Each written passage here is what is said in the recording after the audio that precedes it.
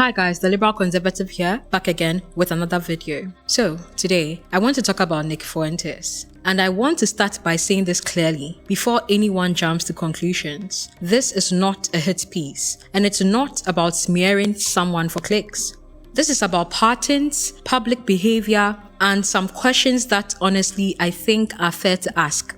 Because when you step back and actually watch Nick Fuentes, not just viral clips, but the bigger picture, something feels off. Something feels really off. Nick brands himself as an outsider. He's anti-establishment. The guy who says the hard truth everyone else is supposedly too afraid to say.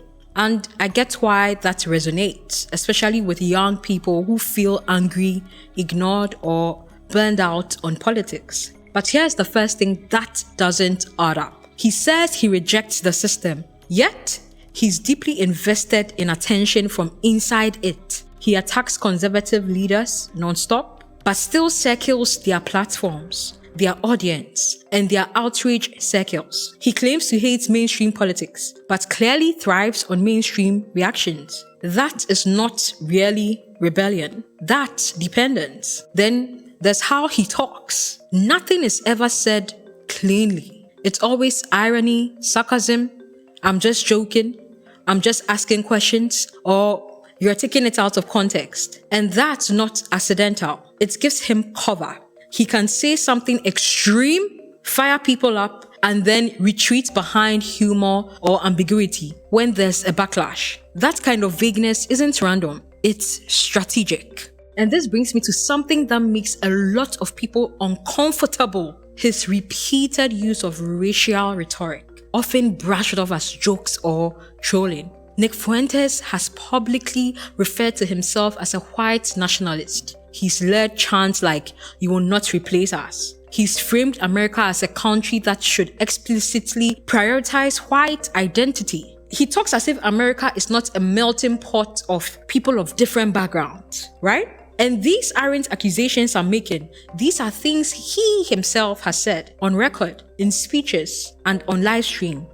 What stands out isn't just the language itself, but the pattern afterward. When people push back, it's always reframed as satire, irony, or people being too sensitive. That allows the message to spread while avoiding accountability. And that is something we should all be wary of.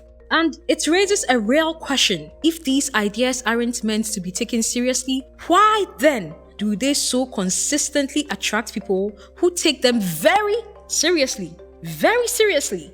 A specific example that really stuck with people came during Nick Fuentes' interview with Candace Owens. In that conversation, he made remarks about sub-Saharan African countries that many listeners understood as portraying the people there as intellectually inferior or inherently backward. This wasn't a clipped soundbite or a hostile interview. It was long form, friendly. He had time to clarify or walk it back, and he just didn't. He just chose not to. There's a big difference between criticizing government, corruption, or institutions and making sweeping generalizations about entire populations based on race or region. There's a big difference between that. And once again, when people reacted, the response was familiar. People are emotional, people misunderstood, people are being dramatic, on and on and on and on again. Nick Fuentes is always given one excuse after another. But when the same kind of comments land the same way across different platforms and audiences, it's worth asking whether the issue is misinterpretation or the message itself. Another thing that feels off is the constant fixation on identity and grievance. Everything is framed as betrayal. Someone is always selling out. Nick Fuentes thinks someone is always selling out. Someone is always conspiring. And while criticism is healthy, non-stop grievance creates a closed loop where the audience is trained to distrust everyone except the person speaking. And I put it to you that is what Nick Fuentes is trying to do. Build a cult. Yes, I said it. Build a cult. You can't tell me that Nick Fuentes' cult following, right? Don't think following him is some religion they've all been indoctrinated into. You can't tell me that. What Nick Fuentes does is not political education as he frames it to be. No, What he does is influence building. Influence building. Indoctrination. And more recently, this pattern showed up again when Nick Fuentes downplayed Jeffrey Epstein's crimes, suggesting Epstein wasn't really a pedophile or that the entire scandal was exaggerated. I mean, he recently said this on his show, and Candace Owens has literally criticized him for saying this. This is where alarm bells really start ringing for people. Jeffrey Epstein was a convicted sex offender who died while awaiting trial on federal sex trafficking charges involving minors. That's not speculation. That is established fact. So when someone minimizes that reality, people are right to ask why. Why? Why, Nick? Why? Is it contrarianism for attention, extreme distrust of institutions, or a habit of rejecting basic facts when they don't fit a narrative he's trying to spin?